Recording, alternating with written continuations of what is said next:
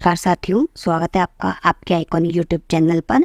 हमारी जो व्याकरण की सीरीज कंटिन्यू चल रही है, इसमें लास्ट क्लास में 50 क्वेश्चन हो चुके थे, तो आज हम 51 से शुरू करते हैं। जल्दी में कौन सा समास है? ए बहुव्रीहि, बी अव्ययभाव, सी कर्मधारय या डी तत्पुरुष। तो इसका सही जवाब होता है जल्दी में कौन सा समास है? बहुव्रीहि समास। नेक्स्ट क्वेश्चन, 52 योग रूढ़ शब्द कौन से होते हैं? ए पीड़ा, बी घुड़सवार, सी लंबोदर, डी नाम। तो योग वो शब्द होते हैं जो दो उसका उत्तर पद और जो उसका पूर्व पद होता है वो दोनों मिलकर किसी तीसरे का निर्माण करते हैं, उसे योग रूढ़ शब्द कहा जाता है। इसका सही जवाब हो जाएगा लंबा, लंबोदर। लंबा है जिसका उत्तर वो है गणेश जी। इसका तीसरा मीनिंग निकल के आएगा, जो भी होगा उनका उत्तर पद और पूर्व पद का लंबा है उधर जिसका, कौन है वो? गणेश जी। तो ये योग रूढ़ शब्द होते हैं।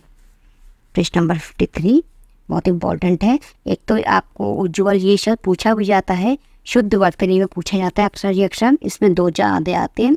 और इसमें पूछा है सही संधि विच्छेद बताना है, तो इसका सही संधि विच्छेद हो जाएगा उत्कन ज्वल। बहुत इंपॉर्टेंट है ये एग्जाम के पॉइंट ऑफ व्यू से। प्रश्न नंबर 54 भाववाचक संज्ञा के अंतर्गत आते हैं गुण दोष, पशु पक्षी, दिशाएं, आभूषण। तो भाववाचक संज्ञा होती है जिसको हम महसूस कर सकते हैं, तो पशु पक्षी भी जातिवाचक है, दिशाएं भी संज्ञा है और यह आभूषण भी। तो गुण दोष ऐसे हैं जिनको हम महसूस कर सकते हैं, तो ये हो जाएगा, तो इसका सही जवाब हो जाएगा ए गुण दोष भाववाचक संज्ञा है। प्रश्न नंबर 55 जो शब्द संज्ञा की विशेषता बताते हैं उन्हें क्या कहते हैं? सर्वनाम, विशेषण, क्रिया या क्रिया विशेषण। तो जो शब्द संज्ञा की विशेषता बताते हैं उन्हें क्या कहेंगे हम? विशेषण। नेक्स्ट क्वेश्चन, क्रिया के बहुत इंपॉर्टेंट है। क्रिया के मूल रूप को क्या कहते हैं? पद, धातु, रूप, शब्द। तो क्रिया के मूल रूप को हम क्या कहते हैं? धातु। नेक्स्ट क्वेश्चन, पुरस्कार शब्द में सही संधि कौन सी है? व्यंजक संधि, स्वर संधि, दीर्घ संधि, विसर्ग संधि। तो पुरस्कार में कौन सी संधि है? सही विसर्ग संधि। पुरः जमा कार। प्रश्न नंबर 58 स्वर्ग, पृथ्वी, सूर्य के शब्द के अनेकार्थी शब्द हैं। ए गो, बी गोचर, खेचर, सचराचर। तो इसका सही जवाब हो जाएगा ए गो। गो को हम स्वर्ग भी कहते हैं, पृथ्वी भी कहते हैं, सूर्य भी कहते हैं। इसके अनेकार्थी शब्द है। ये अक्सर एग्जाम में पूछा गया है, तभी वही क्वेश्चन है जो आपसे अक्सर एग्जाम में पूछे गए हैं।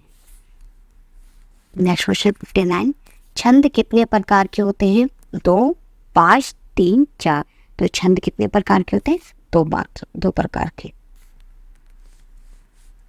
प्रश्न नंबर 60 निम्न में से कौन सा शब्द स्त्रीलिंग है? देश, नगर, द्वीप, छाछ। तो इसका सही जवाब हो जाएगा जो छाछ है वो है स्त्रीलिंग।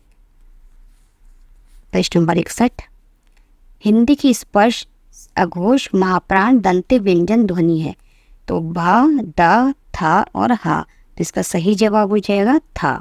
था जो है स्पर्श भी है, अघोष भी है, महाप्राण भी है और दंते व्यंजन भी है। नेक्स्ट क्वेश्चन, आशी शब्द का पर्यायवाची क्या है? आशी शब्द का पर्यायवाची क्या है? आहार, आचरण, तात्पर्य, अपरिहार्य। तो हम कहते हैं ना इसका क्या आशय है, इस चीज का क्या आशय, इस चीज का क्या तात्पर्य है। तो इसका सही जवाब हो जाएगा सी तात्पर्य।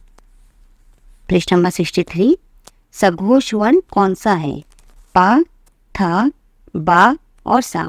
सघोष वर्ण कौन सा है इसमें से? सी बा।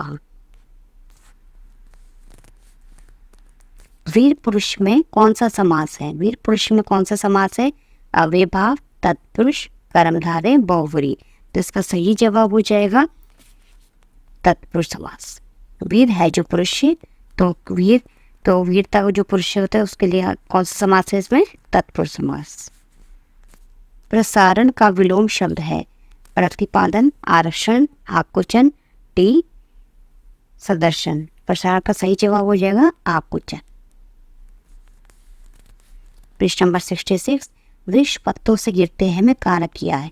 अपादान, कर्ता, कर्म, संबंध। तो वृक्षों से पत्ते गिरते हैं, किसी चीज का अलगाव होता है जब किसी चीज से, जैसे वृक्ष कि वृक्ष के जो पत्ते हैं वो अलग हो रहे हैं वृक्ष से, तो अलगाव में हमेशा अपादान कारक होता है। अलगाव शब्द है, अलगाव में हमेशा, अलगाव मतलब अलग होना, तो हमेशा इसमें अपादान कारक होगा। नेक्स्ट प्रश्न, शिल्पगत आधार पर दोहे से उल्टा छंद है, बहुत इंपॉर्टेंट है ये। शिल्पगत आधार पर दोहे से उल्टा छंद कौन सा होता है? सोठा, बरवई, सी चौपाई या कोई नहीं? तो इसका सही जवाब हो जाएगा ए सोठा। दोहे का उल्टा होता है सोठा। प्रश्न नंबर 68, वस्तु, स्थान, भाव या विचार के घोतक शब्द को क्या कहते हैं? सर्वनाम, विशेषण, संज्ञा या विशेष्य? तो क्या कहते हैं इनको? वस्तु, भाव, स्थान के भाव के नाम को क्या कहते हैं? हम संज्ञा कहते हैं। क्वेश्चन वही है, थोड़ा घुमा फिरा के पूछे जाते हैं, तो आप थोड़ा ध्यान से पढ़िए। आकाश से बातें का अर्थ है, आकाश से बातें करने का क्या अर्थ होता है? घमंडी होना, बहुत ऊंचा होना, आकाशवाणी होना या अपने आप बोलते रहना। तो इसका सही जवाब हो जाएगा बहुत ऊंचा होना। प्रश्न नंबर 70, प्यास का तत्सम रूप क्या है? प्यास, पिपासा, प्यासा या प्रयास? तो इसका सही जवाब हो जाएगा बी, पिपासा।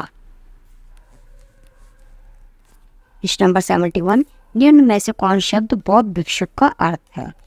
ए श्रवण, श्रमण, सी श्रावण, डी श्रावक? तो इसका सही जवाब हो जाएगा बी, श्रमण। बौद्ध भिक्षुक शब्द का क्या अर्थ होता है? बी, श्रमण। प्रश्न नंबर 72, वर्तनी की दृष्टि से कौन सा शब्द सही है? ये अक्सर एग्जाम में पूछे जाते हैं। व्यावहारिक, व्यावहारिक, व्यावहारिक या व्यावहारिक? तो इनमें से कौन सा वर्तनी की दृष्टि से शुद्ध हो जाएगा? बी, व्यावहारिक, ऐसे लिखा जाता है। आप इनकी एक दो बार देख के प्रैक्टिस करेंगे तो आपको अपने आप आ जाएगी। 73, छप्पे से किससे मिलकर बनता है? ये छंद है, छप्पे छंद है, ये किससे मिलकर बनता है? तो इसका सही जवाब हो जाएगा ए, उल्लाला और रोला से बनकर छप्पे बनता है। बहुत इंपॉर्टेंट है क्वेश्चन। हिंदी की आदि जननी है पाली, प्राकृत, संस्कृत या फ्रेंच? हिंदी की आदि जननी आपको पता होगा, ये है Sanskrit. Next and last question, यह अलंकार है, हनुमान की पूंछ में लगन ना पाई आग, लंका सगरी जल गई, गई निशाचर पाग। तो प्रस्तुत पंक्तियों में कौन सा अलंकार है? संदेह, उपमा, यमक या अतिशोक्ति? तो इसमें अतिशोक्ति की बात की गई है कि हनुमान की पूंछ में आग भी नहीं लगी और लंका सारी जल गई। आशा करते हो आपको क्लास पसंद आई होगी। ऐसे ही नेक्स्ट वीडियो में सब इसी के आगे कंटिन्यू सीरीज लेंगे, तो आप इनको थोड़ा थोड़ा करते रहें, बार बार इन वीडियो को देखें, जिससे आपका और अच्छे से तैयारी हो। धन्यवाद।